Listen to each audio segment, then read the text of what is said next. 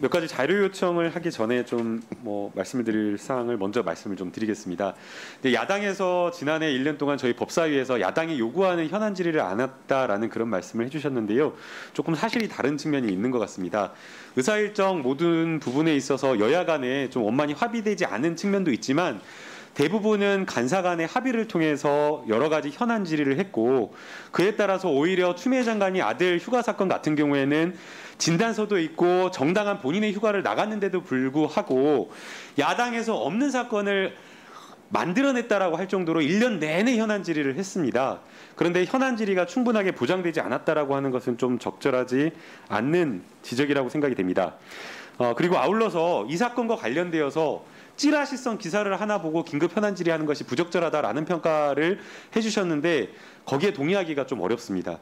지금 이 뉴스버스라고 하는 이 신흥 매체에서는 해당 기사와 관련된 내용을 취재하기 위해서 2달 가까이 취재를 하고, 그리고 단순하게 그냥 어떤 사람들의 관련자들의 진술만 가지고 보도를 한 것이 아니라 해당 기사 내용을 보면 무려 11가지 연속 기사를 쏟아내면서 거기에 구체적인 증거를 첨부하고 있습니다.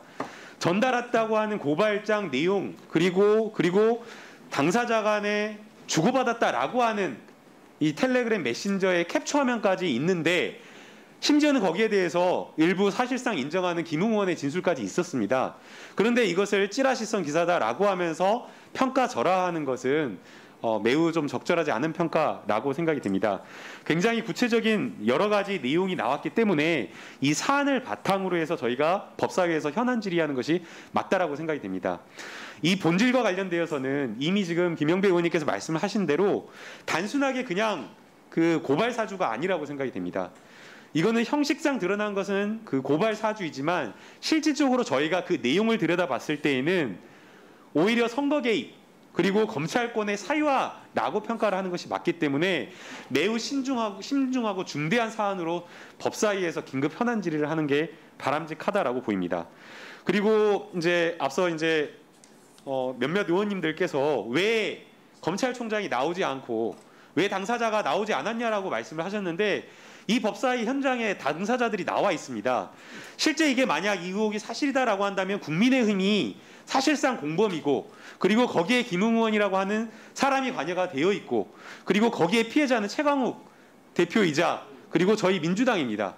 그리고 많은 국민들이 피해자이기 때문에 이 자리에는 이미 관련 당사자라고 할 수 있는 사람들이 나와 있고, 정말 검찰총장을 불러야 된다면, 그래서 말을 들어야 된다고 하면 지금 검찰총장이 아니라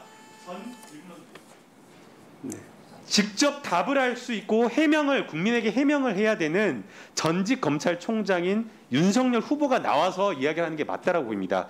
그게 아니라고 한다면 감독권자인 이 법무부 장관을 불러서 이야기를 하는 게 저희 긴급 현안 질의에 충분한 답변을 얻을 수 있을 거라고 보이기 때문에 적절하다고 보입니다.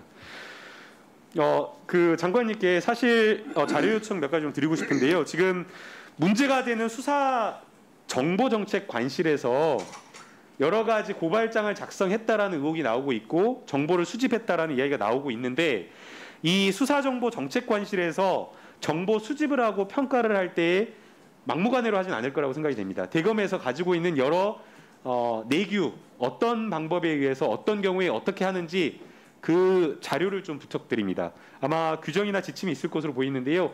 여기에 맞는지 맞지 않는지가 중요하기 때문에 이 자료가 필요하고요.